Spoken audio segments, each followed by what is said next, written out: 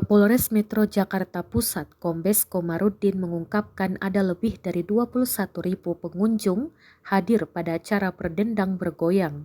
Komarudin mengatakan jumlah tersebut berbeda dari apa yang pihak penyelenggara mohonkan kepada kepolisian sebelum terbitnya surat perizinan.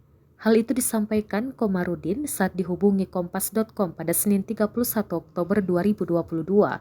Komarudin mengungkapkan jumlah kapasitas untuk hal Istora Senayan, 8.000 orang, tetapi kan itu sebagian ada yang dipakai untuk panggung, ungkapnya. Sebagai informasi, Berdendang Bergoyang Festival sedianya berlangsung pada 28 Oktober hingga 30 Oktober 2022. Namun, kepolisian mencabut perizinan perhelatan tersebut sehingga hari terakhir Berdendang Bergoyang ditiadakan.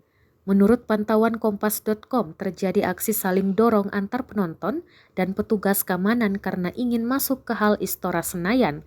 Para penonton pun kemudian berteriak refund tiket sebagai bentuk kekecewaan karena tidak bisa masuk menyaksikan idola mereka.